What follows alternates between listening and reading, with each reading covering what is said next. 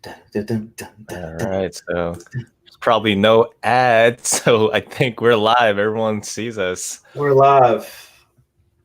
Yeah, thanks for everyone that's here. Let me okay. I muted it before it started playing. All right. But yeah, I see Flippin' Brit first. Excited to finally be able to catch a live show. Thanks for joining us this morning, guys. Reseller King second, Alexis KIT Enterprises, um, who's Stormy Finds, good morning. S. Zachary, Christina Stevens, appreciate you all joining us. Jay Meza, always in the house. Stones the Pop Ranger, good morning, y'all. Over the years, good morning, good morning. Emily Conway, she said, found it. Yeah, this is I guess it's kind of an experiment, but I don't know. Kind of excited to see where this channel goes. For sure. Let's see I think who it'll be a long process to like get everything built up. Mhm. But I'm excited to see 16 people here already. I Yeah. was nervous. Who else we got? We have Carrie Iden, good morning. One Gal's Treasure for You, and Mandy Nation. I think we're all caught up now. So yeah, appreciate you all joining us. If you don't know who we are, I am What are Lotta you doing Josh. here? Yeah. Somehow if you if you don't know who we are, I'm curious how you found this channel. But yeah, I'm Lotta Josh on YouTube, Instagram, primarily an eBay reseller, and I am joined by my boy Harry Tornado. What's going on, you guys? Josh here, also known as Harry Tornado. Yeah, we're both full-time resellers. We started the show here, and this is just a way to kind of separate the Josh's of Reselling show from our normal channels. We still post reseller content on those channels, but we wanted to just make this so we can just have more fun with you guys and not worry about how it affects our main channels. So I think this is going to be a good move for the future of us. Yeah, I see Your Best You, Candace, has joined us as well. Good morning, Candace. But yeah, I think this new channel is going to give us a lot more flexibility with live streams. I think like keeping it on our main channels, I think we were like very strict to the schedule. We were trying to keep it to the schedule. Just because, I mean, there is the whole like analytics part to it, of course. So I think this new channel is going to be cool. Like if I want to pop on for like 2 hours in the morning while shipping and just like starting off my day, I can do that. If Harry Tornado wants to do that, he can do that.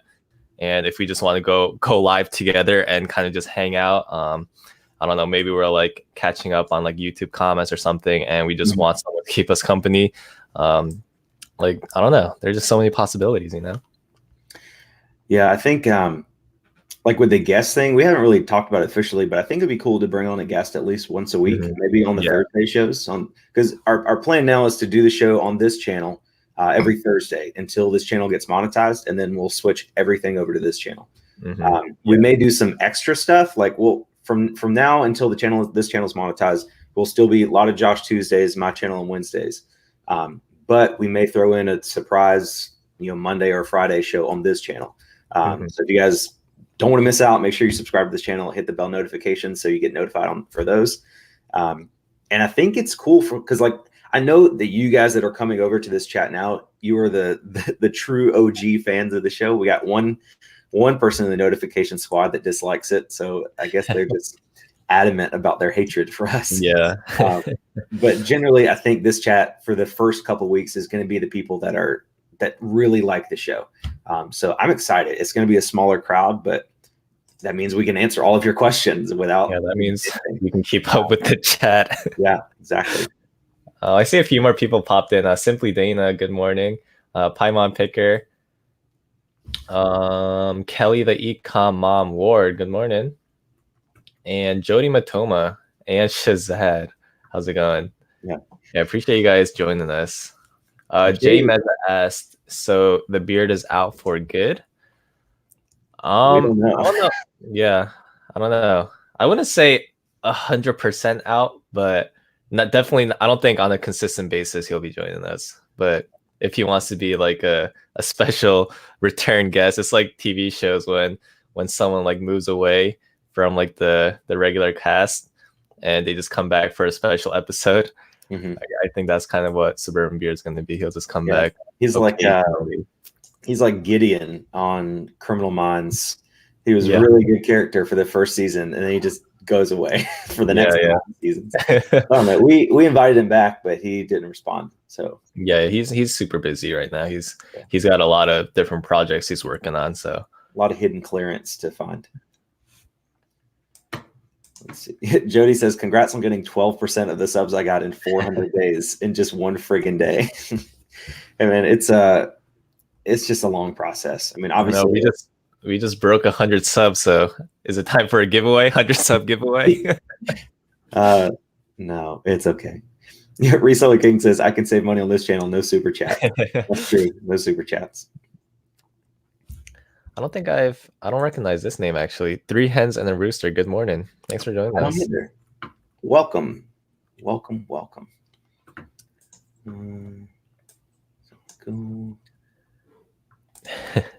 Emily Conway said, "Canadians are such good people, and you're the best, Jody." I'm actually having a Canadian reseller joining me tonight on my channel. Chris over at Thrift BCQ. I think he's on the outskirts of Toronto, I want to say. But I think it'll be an interesting perspective because I mean the concept of reselling doesn't change like no matter where you are in the world. It's the idea is to find a marketplace where you can buy something low and sell it in another marketplace where you can sell it higher. But I mean, I think it'll be interesting to get because I know like shipping is a little bit more complicated in Canada, so it'll be cool to see how someone does it in a different country. Emily Conway says, "I'm at a reseller at the thrift store, and we've been connecting via YouTube, and I invited him. Hopefully he shows up today." Question for the audience here. If you do FBA, do you feel left out since we know eBay most? So, Josh, you don't do FBA yet. I do a little bit. I don't really make a lot of videos about it because I'm not super confident with it, but I do enjoy it. It is basically, I really only bother selling VCRs, like combo units on there. This is my Amazon account from this month. I don't know if you can see that. Can you see it?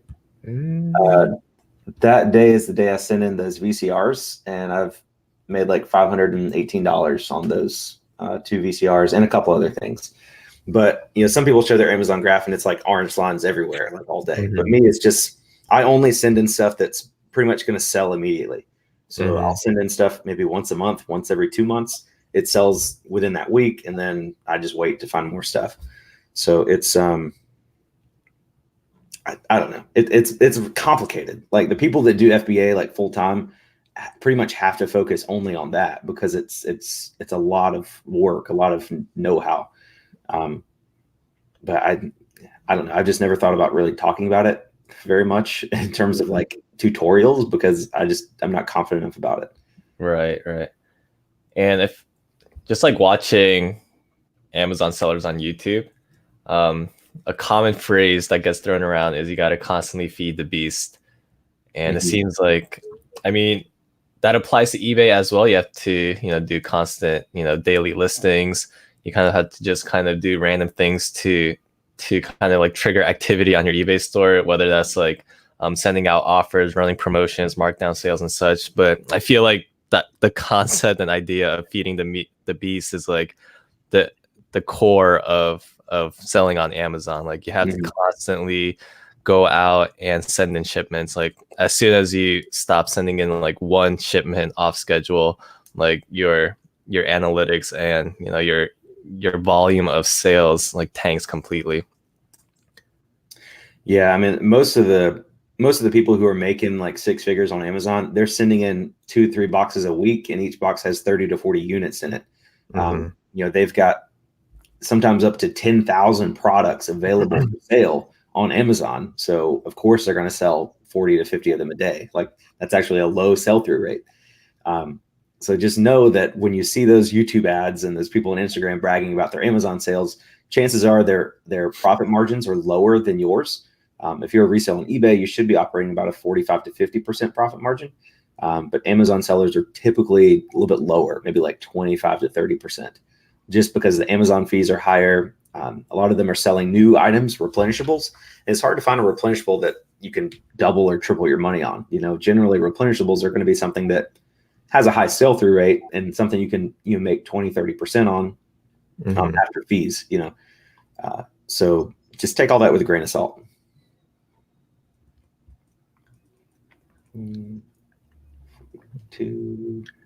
Let's see, I see a Red Resell and the Bee's Knees has joined us as well. Appreciate y'all joining us. Thanks, guys. We have 26 watching, so I honestly that's like way more than I expected. So I really do appreciate everyone showing up. Yeah, Shazad said wholesale has lower margins. Yeah, it's definitely a volume game. Yeah. It's all just a trade-off. Like if you want to spend your time going to thrift stores all day long, you're going to be able to triple and quadruple your money. But if you want to order things from a warehouse and have it sent to your warehouse to sell on eBay, obviously you got to give some of the margin up for that convenience. So it just makes sense. But it also takes a lot more capital. So, it's whatever. If you've got a lot of capital, like Rally Roots they've kind of transitioned from the thrift store model to the wholesale model. And that's something that they're operating at a lower profit margin probably, but they're making more money overall because they're just getting stuff in, getting it out very quickly, not spending a ton of time at thrift stores anymore. Yeah, I mean, it's all about like managing your cash flow and really understanding how much money you're actually making after fees, after cost of goods, all your expenses. Just understanding that number. I think that's when I was doing this part-time, I really didn't understand how much net profit I was making. I would see my gross numbers and I would have an idea. I'd keep track of cost of goods, but outside of that, I wasn't really keeping track of, my time that I was investing, all the other expenses, like doing this part-time, like I knew I had to keep track of mileage, but I would just do it, occasionally. But just keeping track of like little things like that. I realized recently, like that's just so important to, I guess, like maximize the money that you're making at the end of the day. Traveling Emporium Co. says, explain to me the ranking system. Talking about the Amazon, like you see people scanning stuff on Amazon and they say, oh, it's got a really good rank. That just means that in that category, like every item that falls in that category, like VCRs and combo units, they're in the home entertainment category. Those two VCRs I sent in, one was ranked like 9,000 and one was ranked like 12,000. And that just means that's the popularity of that category, that item in that category. So in home entertainment, there's probably 900,000 to 1.2 million different products in there. So anything really under 100,000 means that item is going to sell pretty quickly, probably within about a week. With that VCR that was ranked 9,000, anything under 10,000 is pretty much going to sell the same day. So the lower the rank, the better. I've scanned some like CD cases before, and they were ranked like #1 in office supplies or something. Blank VHS tapes usually have a really low rank as well. And that just means those things are going to sell really, really quickly. Every category has a different number of items in that category. So like a VHS tape with a million rank might be pretty good because there's probably 30 million VHS tapes on there. So it's in the top, million out of 30 million. But you just got to do some research. And again, I'm not super confident on that. But generally with the rank, anything like with books, if you scan a book and it's got a rank of maybe 800,000 or less, I'd probably pick it up if it's got a good payout. So I think 750 to 800,000 is a good rank to be under for pretty much any category. Again, as long as the buy price is right and the payout is good enough for you. Stones the Pod Ranger said, for hitting 100 subs, a lot of Josh has Starbucks Christmas tumblers for everyone in the chat. Hey, I'm seeing it as a long-term retirement fund investment. He's going to sell them in 40 years for $1,200 each. Luckily, the video didn't do so bad, so that kind of helped compensate for a little bit of the cost. Yeah. But yeah, no, those will sell eventually. I have faith that they'll sell eventually. It's just a matter of when now. Alexis KFT Enterprises is saying that she has just over 100 listings and she just made her first sale in 10 days. So Josh, what do you think? What do you think about that? What do you think she could try to look at to increase her sale rate? Let's see. What was the comment again? She said she just made her first sale in 10 days, and somebody asked her how many items she has active, and she said, okay, yeah, I have. That is a good question because it's hard to say without seeing what kind of item she's selling. I think that's probably part of the issue. Like if all of your items are clothing items, then that's probably accurate. Clothing just takes longer to sell. Yeah, but for like daily sales, I think once I hit maybe like 200, 250 items listed, I think that was kind of the sweet spot where I was getting at least one sale a day. So 100 listings, that's still, I mean, you're making good progress, but I think you can still bump that number up just to have more items up for potential sales. But yeah, don't worry about like hitting that 250 mark like right away. It'll be just like a slow build up, just like week by week, increasing that number by like five or six week by week, and then you'll hit. There's a sweet spot, and it does depend on what kind of items you sell. But as you increase the number of listings, there'll be a sweet spot that you'll see for your store where you're getting at least like 1 or 2 sales a day. Let's see. Jay Meza says, so Justine at eBay RVA Flips has a live stream at the same time. Jay Meza, I don't understand quite what that means. I don't think anybody has a live stream at this time. Oh, he's doing on his second channel. He back in the day he used to do this morning stream, and he's kind of, with the holidays coming up, he's kind of taking a break from reselling, so he's just kind of building up that second channel. And with like other live streams, I don't really have issues with people going live at the same time. It's impossible to deconflict schedules with everyone in this YouTube space. Yeah. We try not to overlap with anybody, but we've had the Tuesday, Wednesday, Thursday schedule for a while now, so I'm not going to change it. If somebody else starts a show now, you know. Yeah, it's just there's not much we can do. But yeah, I used to watch that morning show he does back in the day. That's like a OG morning show he's bringing back. But yeah, RVA Flips, he's a good guy, so I have no issues with him doing whatever he wants to do. 3 things. Yeah, Reseller King is talking to Alexis KFT Enterprises. He's saying, look at your pictures, look at your prices, look at your keywords. That's the 3 main things you'll look at, and cross post if you can't list anymore on eBay.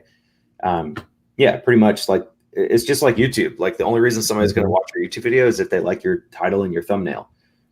So your title and your picture of your eBay item is going to be what gets somebody to click on it to see your description. So those, you've got to make sure all those are good. I've had to go back in the past and redo pictures because the pictures just weren't good. So, and once you redo that and relist the item, sometimes it'll sell the same day. Hey guys, I was tagged on that Reseller's Resolution Zozo video. Is that just like a New Year's resolution type of video, like goals for the year? I'm assuming. From 1/3 at a time, Kimmy. I haven't watched the video yet, but apparently it's like I don't know. It sounds like a resolution thing. Yeah. I'll have to watch it. It's like goals for 2020, I'm assuming. I'll probably throw that in a video as we move into the new year. Be cool, Brenda. Good morning. Thanks for joining us. Reselling for GTR says, I haven't listed anything since the 100 listing day, November 23rd, and I've still been selling 3 to 5 things a day. I can't believe it. I'm sure Q4 has something to do with it, but I didn't expect it. Yeah, I mean, I don't know. Sometimes I'll list things like 10 things a day for 3 days and get like 2 or 3 sales a day. And sometimes I won't list anything for a day and I'll sell 12 things. So I think generally listing things every day, at least 2 or 3 things a day is good. But Adam, that reselling for GTR Adam, I think he's got a large amount of listings up too. I want to say like 600 or 700 or so. So that's not unexpected, especially it being Q4. That is kind of the cool thing about eBay as opposed to Amazon, because as we were talking about earlier, like as soon as you don't submit any shipments in, like your Amazon tanks completely. The cool thing about eBay is like you can go on vacation for a week, just extend your handling time to 5 business days. And like when I've done that, I feel like since I do have somewhat of a buildup in my store, like going on vacation, you come back home to a decent volume of sales. Let's see. Did you want to talk about that article? Oh yeah. So I guess this is just something to spark conversation. Oh, this is Reddit.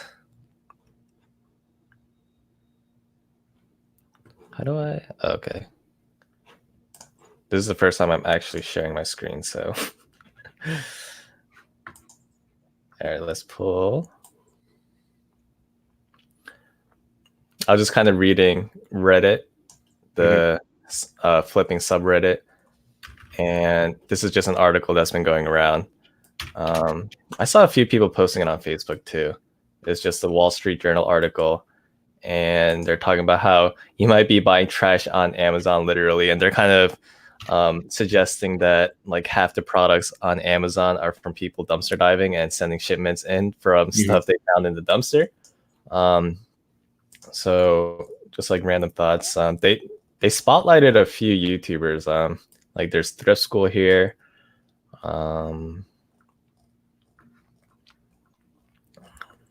I was just shocked by the title. Like is such it's such a clickbait title. Like it's kind of funny though. Trash on Amazon. Yeah, it's kind of funny because so I was reading through the subreddit, and this is Thrift School here from YouTube, who is one of the people that they highlighted for this whole dumpster diving Amazon chaos. And he responded, he's like, "Hey, I'm Thrift School from YouTube. I gave a statement and explained how I haven't dumpster dove in years and have only sent like 2 things into Amazon that I dumpster dove from like 5 to 6 years ago." And they wrote a whole article on how trash is being sent into Amazon. Yeah. I thought that comment from Thrift School was hilarious. Like, I don't know. That just kind of shows like everything you see in the news, you kind of have to just take it with a grain of salt, and you kind of have to be skeptical with everything that gets put out. Like him responding to that getting posted on Reddit was just hilarious. I was like, oh my God, like people will write about anything. Yeah, J-Dub says Thrift School don't even dumpster dive. Yeah, exactly. Yeah, that like when I was first reading this, I was like, he goes to thrift stores. Like, I wonder how long it took him to set up this picture. Yeah, there's a teddy bear a little bit to the right. That's a pretty sweet picture, though. Not gonna lie. Pretty cool. Yeah. Yeah. Let's see. So on the bottom of the article, there's a comment that says negative, or a section that says negative comments. And they're pretty much saying that people are voicing concerns of all this garbage that's getting posted on Amazon. Like dumpster divers are overrunning the beauty category. So yeah, it's definitely an interesting article. I mean, the Wall Street Journal has written about reselling before. They did a highlight on Rally Roost, which I thought was pretty good. This one's a bit more on the negative side. But still, like reading through Jesse's Thrift School's comment on Reddit, just kind of have to take it with a grain of salt. Yeah. Emily Conway said it's like putting calories on your McDonald's burger package. People don't care. Yeah. Like it's not like people were sending actual garbage. They're getting stuff new in the box, no shelfware, cleaning it, and then sending it in. The only way you'd know it was from a dumpster is if you saw the article, Yeah. Yeah, context is the first 3 important things to remember on any article. Yeah. And I think in the article they were talking about, so the Wall Street Journal journalists, they went to various dumpsters. I think they went to like Burlington, TJ Maxx and stuff like that. They actually went in like my part of Jersey, so but I guess they found a couple of products and they went through the Amazon shipment process and they sent stuff in and they sold it. So they're like, oh, like this is so easy, like the yada yada yada, like I can't believe people are doing this, and that's kind of like the reason why this whole thing blew up. Reseller King says, go to eBay. Nobody puts trash on eBay. Literal trash on eBay. Yeah. Oh, goodness. Yeah, Emily says, Amazon's so freaking picky. It would have to be sealed, etc. Yeah, it's like you can't even have shelfware. There's stuff new in the store that isn't even in the dumpster that wouldn't qualify as new. If the corner has a dent, it's the article is just completely, it's just a really, really far stretch. Yeah, they just turned something that really isn't there, and they kind of just like twisted it to make an exciting article. Yeah. Yeah. Adam says, well, maybe companies need to stop being so wasteful and stop throwing things worth dollars in the trash. That's true. If you stop throwing away valuable things, there won't be anything to dumpster dive for. Yeah. Rev Resell said, just a mental note, I will not include dumpster diving on YouTube. I don't think Amazon can really do anything because the products, even if people are finding stuff dumpster diving, the only things they can send in are the stuff that are pretty much new. Like you won't be able to tell the difference between a product found from dumpster diving versus an item that you buy at a retail store. Like that's the only things that Amazon's going to accept anyways. Yeah. Flippin' Brett says they will suspend your account. I doubt there's people at Amazon that watch YouTube videos looking to pair the video creator with an Amazon seller. Like there's nothing that ties me, like Harry Tornado or Josh Farnell, to my Amazon account. I guess my social, but there's no way that's not advertised on here. So yeah, exactly. Amazon's got so much stuff going on that I don't think they look for that. As long as the items you're sending in are meet their definition of new, I don't think they care where you get it. Sometimes they may ask you for an invoice, but I've never had that happen to me. Yeah, Glock 30 fans asking, I wonder if retailers will start crushing stuff or marking up to prevent that. I think some retail stores do that, don't they? They either like Sharpie every known spot on the product, or I think some places this is all from just like watching like people like Steve and Steph, like resale killers, like people who dumpster dive. They'll go to like Burlington and they'll find like really nice shirts, really nice jackets, and the employees took a scissor and they like cut a little slit in them just so people can't grab them out of the trash, which I think that is way worse than grabbing the item. I'd rather than like donate it to like a homeless shelter or something. Yeah, exactly. J-Dub Killing Kicks has a cool topic. He says, you guys want to talk about the no fees on sneaker sales on eBay over $100? That's a huge strike back on StockX and Goat. If you guys don't know, eBay is doing a thing. I don't know if it's permanent or maybe temporary, but with shoes, like collectible shoes, like used shoes, whatever, anything over $100, they're not charging you any selling fees for any, I guess, final value fee. And they're trying to do that they feel like if they get rid of the fees, then the sellers would be able to sell the sneakers for cheaper on eBay. And generally when it comes to sneakers, like whatever website has the cheapest price is what's going to get the sale. So they're trying to, like you said, combat StockX and Goat a little bit. I think it's interesting. I don't think it'll help because eBay, there's no way to stop the sale of counterfeit shoes on eBay. eBay by far has more counterfeit shoe sales than the StockX or Goat or anything. StockX, you have to send them in to them. They authenticate and then sell it out. Like it's pretty much impossible to buy fake shoes on StockX. And of course, eBay, like if you buy fake shoes on eBay, I'm sure eBay will side with you and, give you your money back. But it's just, I don't know. It's interesting. It's an interesting idea, but I don't think it'll help sway the market any significant amount. I think eBay does need to kind of adjust their marketing plan though. I think the past year they've been kind of they've been targeting the wrong crowd, I guess. I I think like StockX and Goat, the majority of their audience is probably like early mid 20s, I'd say. Yeah. And eBay has like completely ignored that generation of people.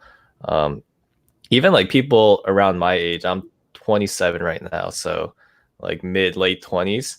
A lot of people, like a lot of the buddies I talk to, I asked them about eBay, and they've never bought anything off of eBay. Maybe like a textbook or two back in college, but on like a consistent basis, like they they almost like don't even know about eBay. They're still in the mindset that everything runs off of auctions. They're like, oh, isn't eBay super inconvenient because you have to constantly bid and you have to win auctions? I'm like, no, that was like a long time ago. Like 1997. yeah.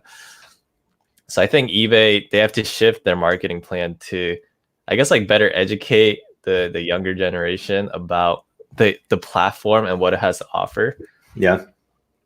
I think Daily Refinement said if eBay took like a couple $1,000,000 and paid like The Rock and Kevin Hart, like make an eBay store and just like post Instagram vids about it for like a week, like it would be the best marketing campaign they've ever done. Oh, it's one of the Kardashians. She has an eBay store and she sells all of her outfits on there.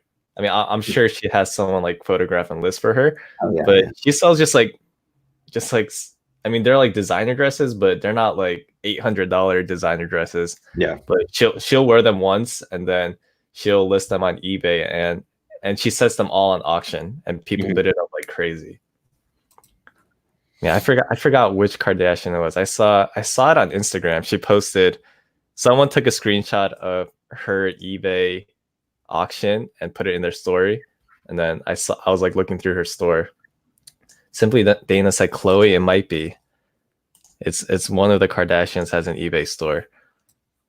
But you know The Rock would do something like that. I mean, he's down to do anything. Oh yeah.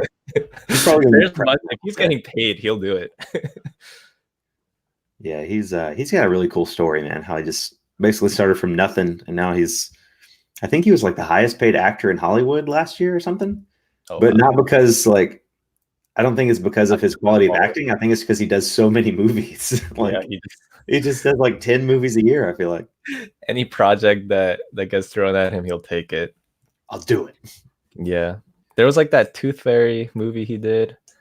That was super random. Yeah. They're putting out another Jumanji. I saw the trailer for that. I was like, there's no way this is like a sequel. Like you can't. I feel like they just did the first one like last year. Yeah. They did, yeah. And that first Jumanji movie was like, it was very conclusive. Like the story ended. There's no way to make a sequel. They did it. Yeah, they did it. And that's why you kind of thought about Frozen too, you know, like how are they going to make another one? But they did, and it was really good. It was. If you haven't seen Frozen 2 yet, go see it. Love that movie.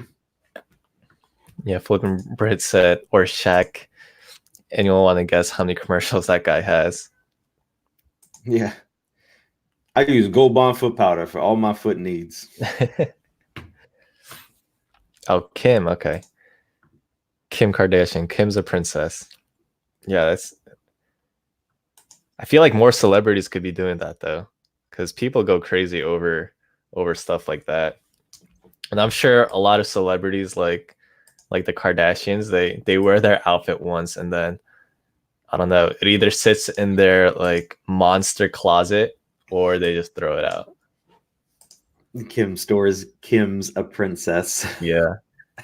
Her store's actually pretty legit though. She must have like 2 or 3 people like working it. Oh, sure, dude. She probably pays them $1,000 a day. Yeah. I remember like it's just so sickening. Like I remember watching like the one episode of Keeping Up with the Kardashians I've ever watched. And it was like Kim, I think it was like Chloe or somebody. They went shopping and they spent like $45,000. Mm-hmm. And their mom was like, "You spent $45,000? Why? What did you get?" And she's like, "Oh, I just got a couple dresses. Are they cute?" Like they were just like mad, and then it was fine. $45,000 on like 3 dresses. Oh, it's just sickening. But the whole family is just a marketing genius. Like I firmly don't believe they're crazy at all. I think they know exactly what they're doing, and they're just. I mean, they have their brand, like the Kardashian brand. it's insane. Yeah, Anything they touch is gold. Emily Conway, I'm sure she runs it herself. If she does, I'd be super impressed. Yeah, she might have the time to do it though. I mean, I guess I don't know what else she would be doing in the day. Isn't she going to law school? Is she? I don't know. I don't keep up with the Kardashians. Do you? No, but I'm pretty Guys, we just expose Harry Tornado. He keeps up with the Kardashians. I not entirely. I do follow Kim on Instagram. I just think her and Kanye are just such an interesting couple to watch. You just never know what's going to happen. Yeah, it's fun. Jody said, apparently we're talking Kardashians. Yeah. Somehow the conversation went there. Yeah, we start with eBay, then get to Amazon, and now we're in Kardashians. Mm-hmm. What's the next random thing we can talk about? Hey, what's up, Kimmy? Thanks for joining us. She is. Got icy hot on everything, including eBay. Guys, those Shaq commercials back in the day were they were like so dumb but so intriguing, and I couldn't get enough of it.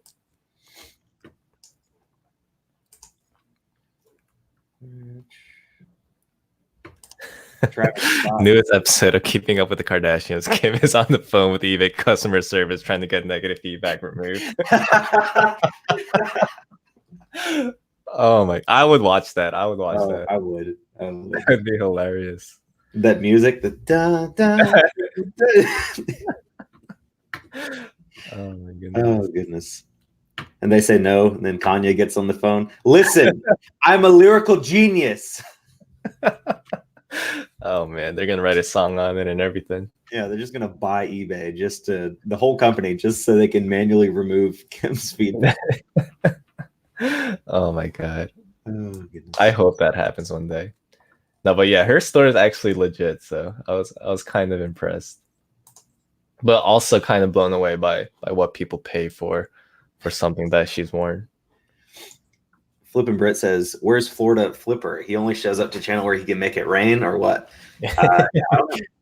We didn't really advertise this channel a lot. Like we just put it in the show yesterday. So I think it'll take a month or so to get everybody that back up to that 100 to 130 people. Mm-hmm. Excuse me. Bless you.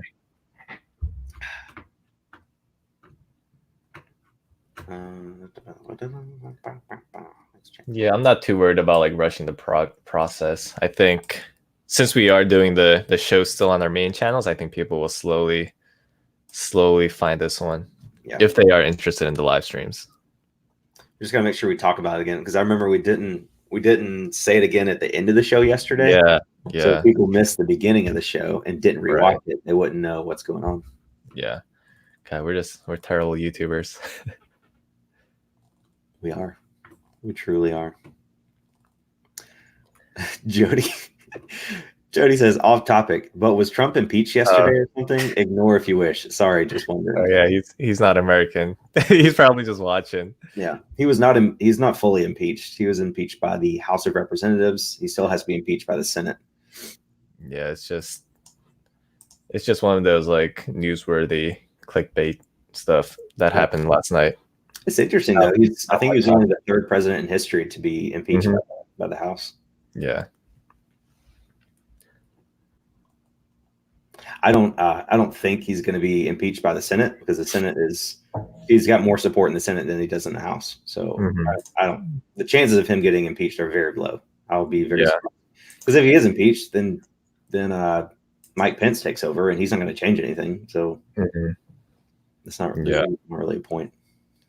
And honestly, there isn't that much time left in his term. So by the time this whole, I don't think 10 months is even enough time to go through the whole process. So halfway through this whole, all the trials and everything, we're just going to have another election, and then we'll see what America wants. It's I watched this documentary about, and I don't want to get into politics, but just the marketing strategy of Trump and his campaign in 2016.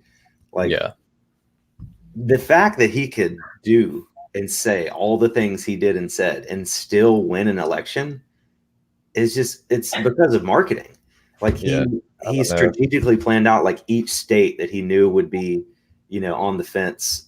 He didn't spend time in South Carolina because people here are going to vote for whoever the Republican candidate is. He probably didn't spend much time in Georgia either. You were in Georgia at the time, right? Yeah. No, I was in Tennessee at the time during the election. Yeah, probably didn't spend much time in Tennessee either. Still So it's the same thing. Like more Southern culture in Tennessee than Georgia. Yeah.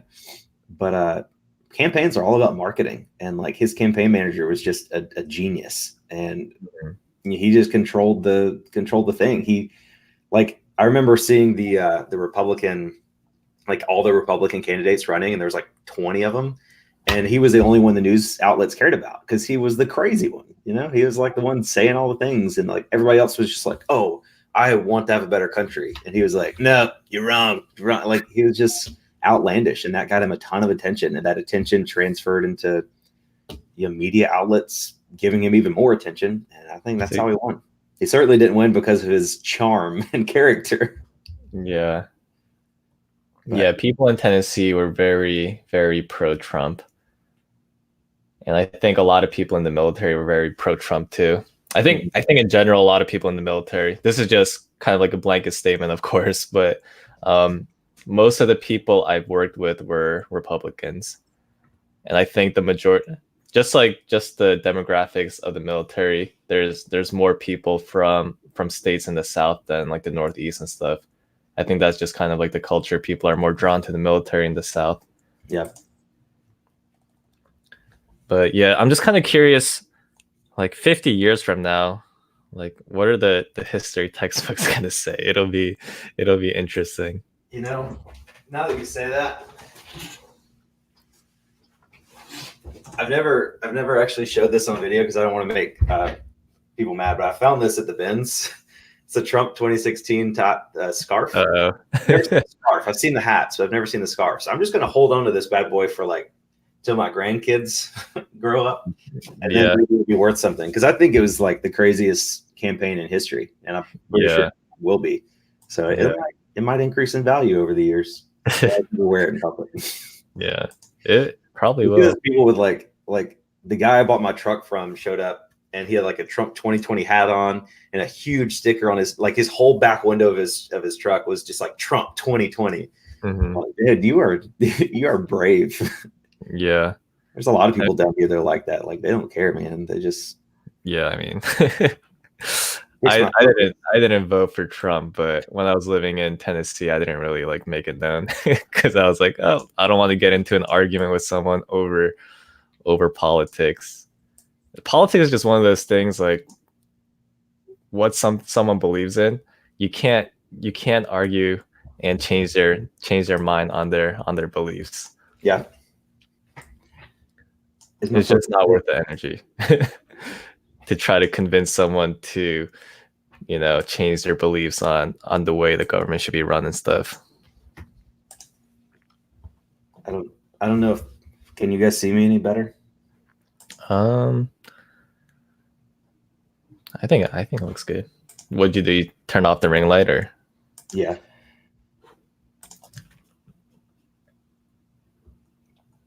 Let's see. Flippin' Brett says, see what Trump does? He blurs the vision.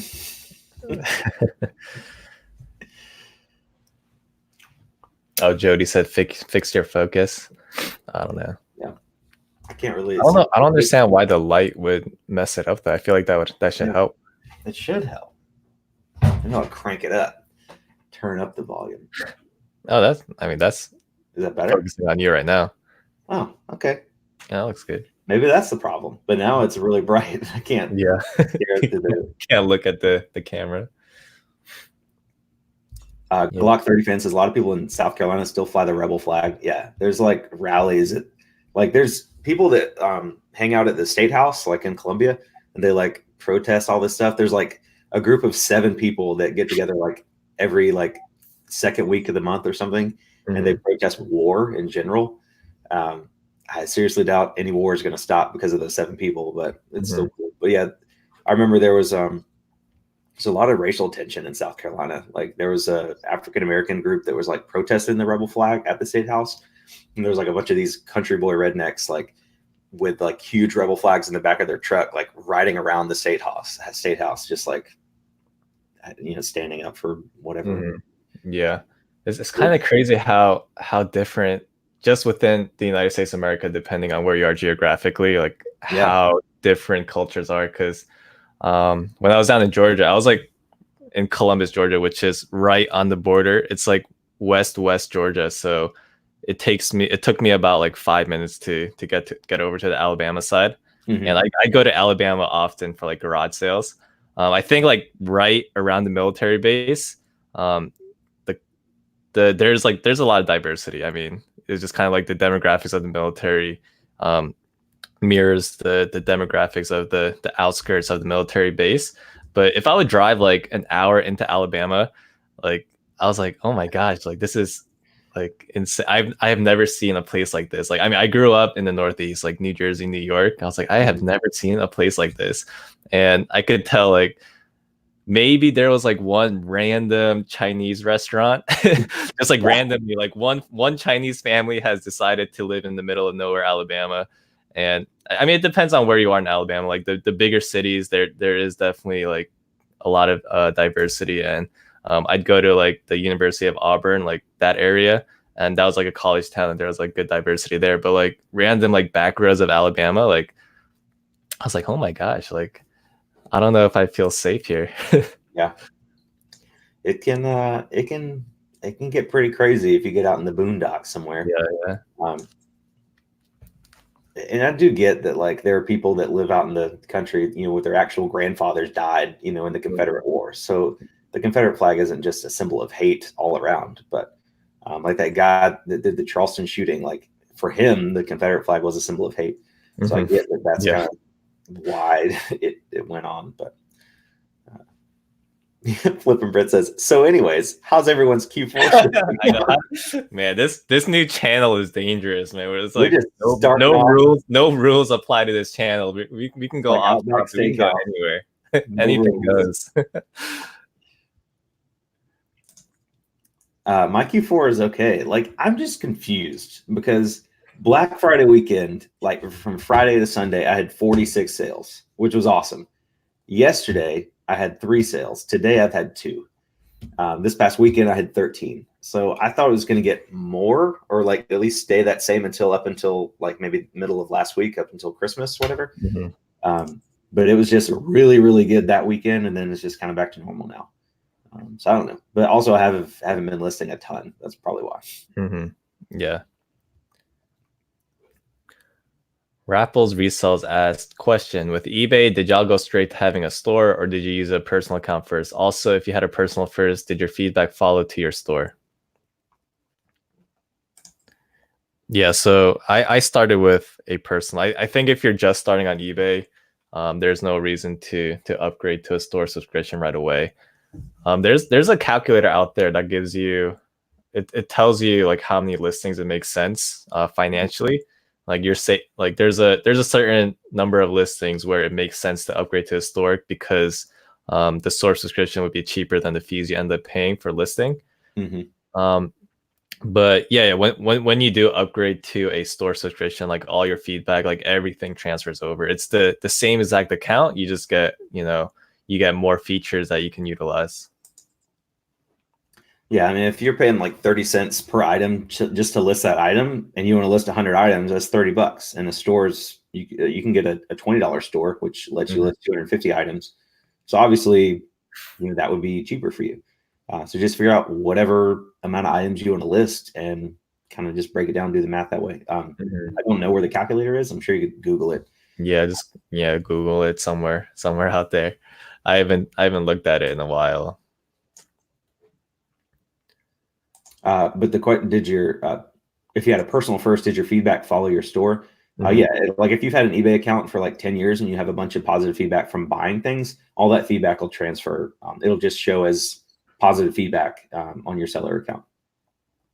That's it. Like if you want to start a new eBay account and you don't have any feedback, just buy stuff. Like buy $1 items. Just find the cheapest stuff on eBay and just buy it, and you'll probably get feedback from that. It's going to be difficult selling things without any feedback at all. Yeah. Emily Conway said the Joshes are going to create more and more channels, each further removed from reality than the last.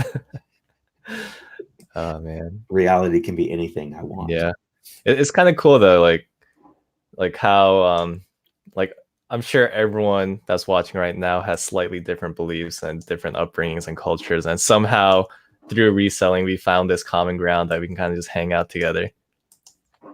Yep. Reselling makes everything better. Yeah. Three Hens and a Rooster asked, I have to ship a Clover system. They paid $40 for shipping, but this is my heaviest ship that won't fit in a flat rate box. Suggestions? FedEx, Yeah, Smart Post, or FedEx Home Delivery. yeah. And if they paid $40 for shipping, I know FedEx, they have a packing service.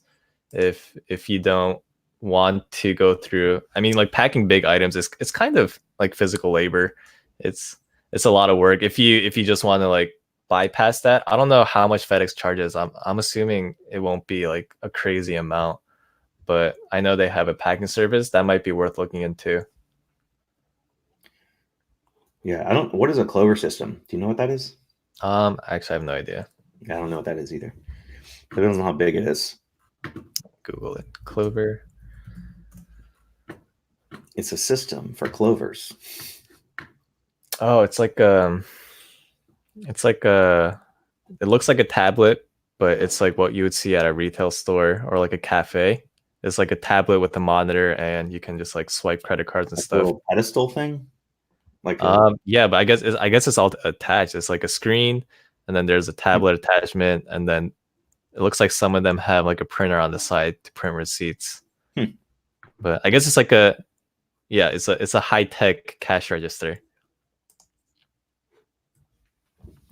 Yeah, that should be able to ship FedEx for less than $40. I mean, I sent a golf bag to Texas this past week for like $21, and it weighed like 12 pounds, but it was also really big. It was like 40 inches tall and Mhm. like 40 by 12 by 12 and like 12 pounds. Yeah. One thread at a time. Harry, when is the next time you go live? That is a very good question. I don't know. What's today? Thursday? Yeah. Probably. I'll probably do something tomorrow. It'll either be like just a live hangout, Friday at 1, or I'll try to make that hangout a reseller review with Big Thrift. Then I get her, and then I'll try to get. I had to reschedule Renzi. Something happened. I was supposed to be this Tuesday night, and I had some stuff come up, so we had to reschedule that. But I'll probably try to get them maybe next week or week after Christmas or so. Nice. And then I want to do Not Your Dad CPA like close to the first of the year, because I feel like that's when people finally start talking about taxes and stuff. So, Yeah. yeah, I'll do something tomorrow. Oh, the correct terminology. The Clover is a POS, point of sale system. Mm-hmm. Flippin' Brett said probably around $9 to ship it on pirate ship, box, in a bag. I don't know how I feel about the box and bag method. I get it that pirate ship says box in a bag, but they also don't take into account the depth of the bag. Like they just ask for length and width. So I don't know. I just don't know how I feel about it. I don't personally do, like, if I have a jacket or something that can fit into a poly bag, I'll ship the poly bag method. But I just feel weird about taking a box that costs $20 to ship and just putting that same box in a bag and shipping it for half the price. Like, it's cool. Like, I get the savings. Like, I'm down to save, but I don't think that's what they intended that to be used for. I could be wrong. I don't know, but yeah, I don't know. I do it occasionally, but primarily, I don't know. I just use eBay's shipping interface for the most part. Like I'll print all my labels through the eBay website. I just do it out of convenience, honestly. It's just like it's the format that I'm used to. Yeah. Like when the classic printing label page. Yeah. Like just a few months ago. When they were like transitioning into the new web page, I would always go back to classic label printing page and go back to the old website, just because I'm just like, I'm always resistant to change.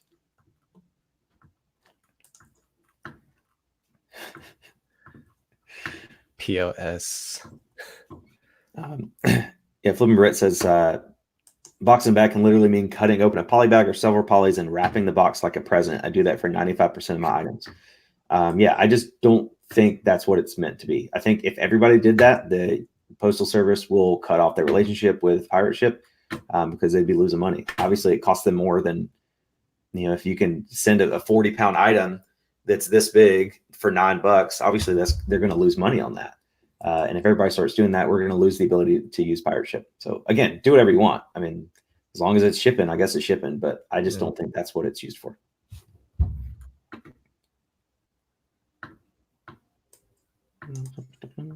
Stones About Ranger says, has anyone gotten requests for expedited shipping on items to be delivered on time for Christmas? I had someone who wanted to pay extra for overnight delivery. How do you do that on eBay? I don't think you can do it on eBay. I think you'd have to take that to the post office and then upload the tracking to eBay after. I don't think eBay offers anything other than like USPS expedited or something. I don't think they offer overnight. Yeah. Was that after the sale or before the sale? They just sent the message request.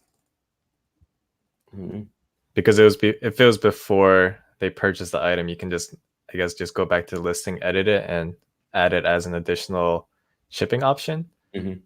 But if it was after the fact, I don't know.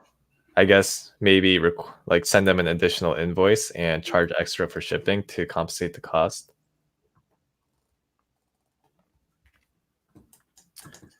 Let's see. Mandy Nation says international shipping is way cheaper with pirate ship. Yes, that's true.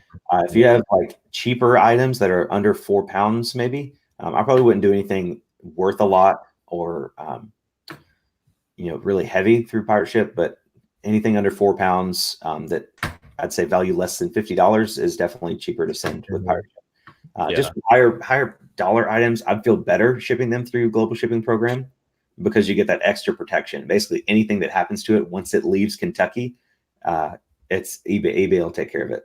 So, I have both simple export rate turned on and GSP. I haven't had a GSP sale in forever now, though. Yeah, just because I think the costs are kind of crazy. If you ever look at the invoice of a sale through GSP, they're paying like additional like $50-$60 just to get it shipped over, which is kind of insane.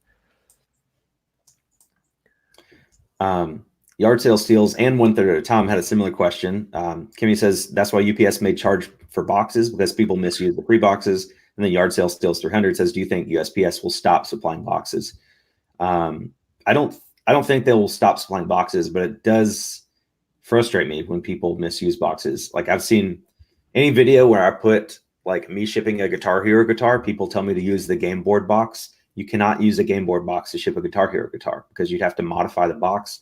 Any box that's like a regional box or a flat rate box, you can't alter those. You can't cut them up and make Franken boxes. You can only do that with regular priority mailing boxes. So I see people do that. I see, even me personally, I used to use the padded flat rate envelopes. Like if I had to send like, remotes or something, I'd put those in PFREs and then put the PFRE in a poly bag. It's you're not really supposed to do that, because that's, even though I spend hundreds of thousands of dollars a year on mailing stuff, you're not supposed to do that. So I stopped doing that. I guess it's the same. Like sometimes with TI-84 plus calculators, I'll put them in a PFRE and then fold it up and put that in another PFRE. So I guess that's the same. Like you're using an extra PFRE when you shouldn't. So I mean, I don't feel bad about doing that. I'll still do that, but just be nice about it. Like sometimes, people. I've had situations where when I first started, I would pack up something in what I thought was a regular priority box, and then it turned out to be a large flat rate or something, and I was like, this is annoying. Maybe I can just wrap it up in packing paper and nobody will know. But yeah, if people do that all the time, the UPS they won't stop supplying boxes, but they might start making us pay up front for boxes. Instead of getting 25 free priority boxes, you got to pay $8 a piece, and then the shipping is just, you don't pay anything shipping when you ship it. So I don't know. Yeah. What do you think? I mean, they're they're making good money anyways. I think they're increasing the cost of shipping again this year. So every year they're kind of increasing the cost a little bit to try to compensate. I think like little things like that, if you're, as long as your intentions are good, like you're not like, using padded flat rate envelopes, like 10 of them to cushion, glassware that you're sending, like as like that's like extremely extreme, which is, I mean, I've seen stuff like that before where people just stuff all the dead space with those padded envelopes, like the priority, the USPS free shipping supply padded envelopes. That's like super extreme. I think like the way we ship Wii's, like having that USPS priority box inside the padded flat rate. I feel like the intention is good there. We're like trying to protect the item and we're still sending it priority mail. Yeah. But yeah, as long as we're not using like 10 boxes to Frankenbox something together and send it priority mail. Jody has an interesting thing. He's like, it's not good when people like Craigslist Hunter with hundreds of thousands of followers clearly display misuse of USPS boxes, uses it as a catcher on the bottom of his parrot's cage. I don't think that's a big deal. I mean, I guess it's misuse, but yeah. But he's given USPS so much business, and they've made so much money off of him that it's like, were they going to ban his account or something, like because of one box? I mean, I crushed a box yesterday. I was filming a video about regional A and regional B boxes, which will air today. Yeah. Also, I got 7 more postcards, so I'm opening those up in the video today.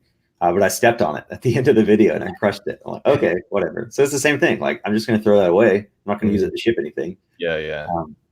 So that's not a big issue as people that, use PFREs as packing paper, Yeah. That's like blatant, like they're like going out of the way to destroy the free shipping supplies.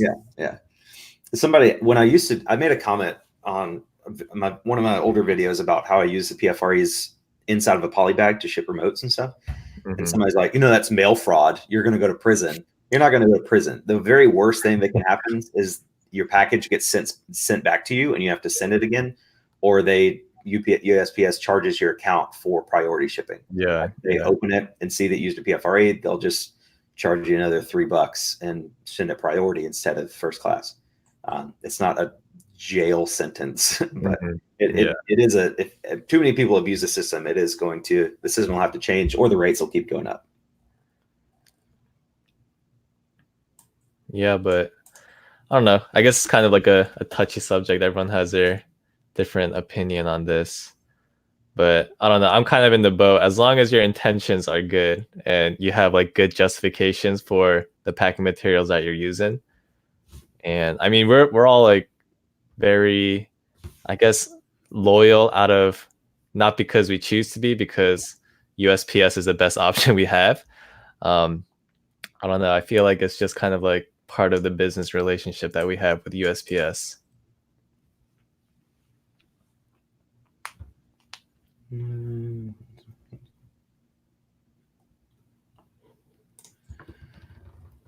Yard Sale Steals 300 said, what's your favorite things to buy with the eBay store coupon? I've got to get my order in. Yeah, if you have a store subscription and you haven't ordered your shipping supplies yet, do that before the end of the year. Yeah, got to get on that. I ordered, I'm up to the $50 a month store now, so I have $50 in coupons every quarter. So I got 8x6x4 boxes and eBay tape. I wish I would have got the new color eBay tape, like the mint green. Oh, yeah, that's what I got. So wait, you mean the one with like the eBay logo on it? Yeah. This one? It looks like that, but it's like that's what I ordered this quarter. Yeah, Lynn says, I have chosen the wrong shipping or used the wrong box with shipping, and I just get a message on eBay that USPS has adjusted the cost and taken it from my PayPal. Yeah, they're not going to come knock on your door and arrest you. It's just, they'll. Yeah, I mean, stuff like that happens. Like, I mean, especially if, I feel like everyone has something in their life that just gets like, I don't know. Everyone's busy. Either they're doing this part-time, they have on top of like a full-time job, they have a family to take care of.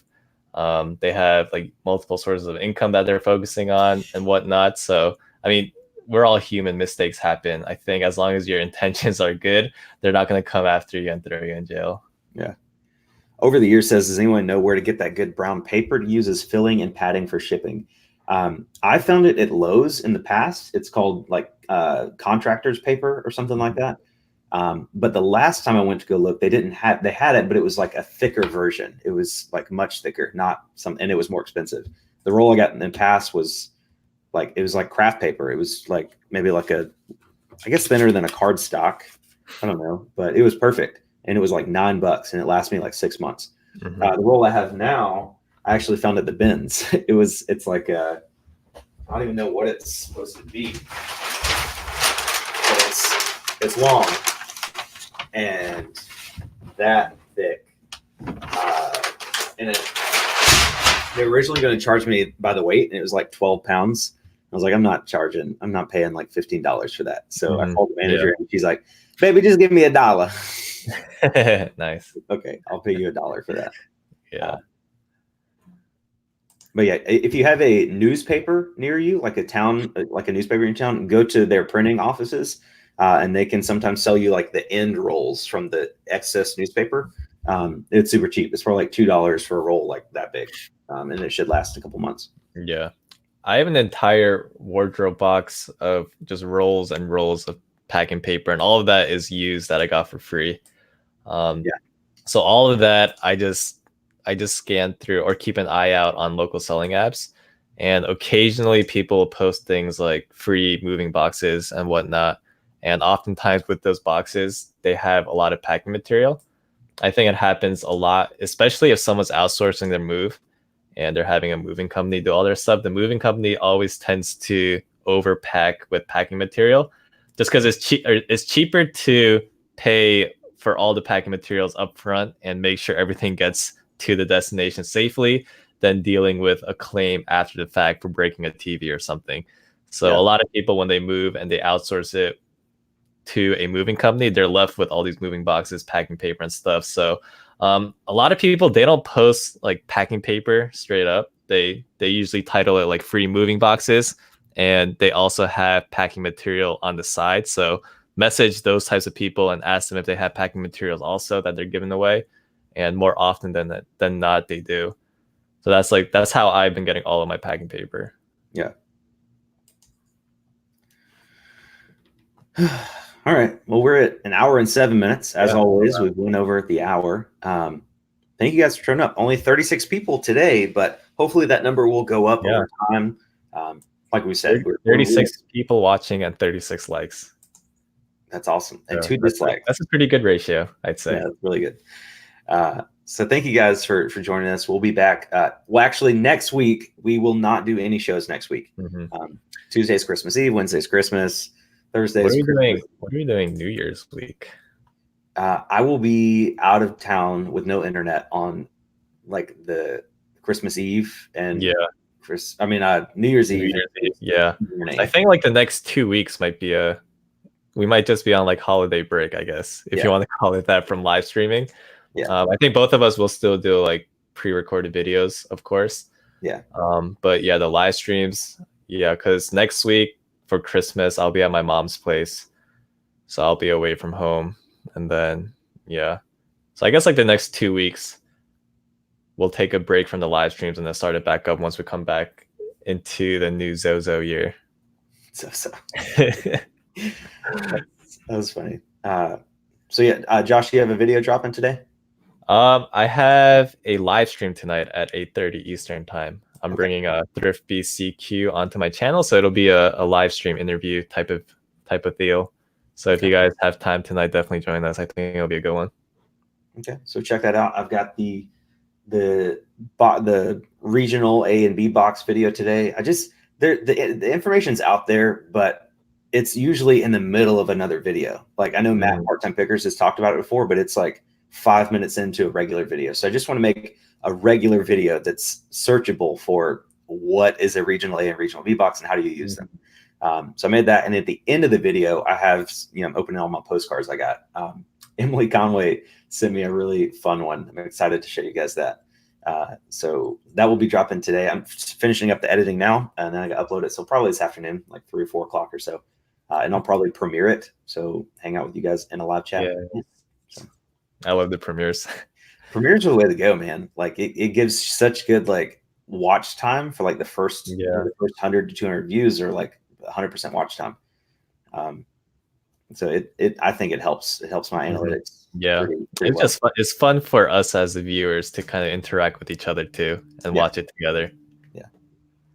Okay, but so I guess let's look at the calendar. So I guess January 7th will be the next Josh is a reselling show on my channel. So mark your calendars. That's like 2 weeks out, 2.5 weeks out. But I hope everyone has like a good holiday season. Enjoy the time with family, friends, whoever you spend the holidays with. Yeah. Got anything else? I guess we're signing Merry out. Christmas, Happy Hanukkah. If anybody celebrates, Happy Kwanzaa. I've never met anybody that celebrates Kwanzaa, but Happy Kwanzaa if you're out there.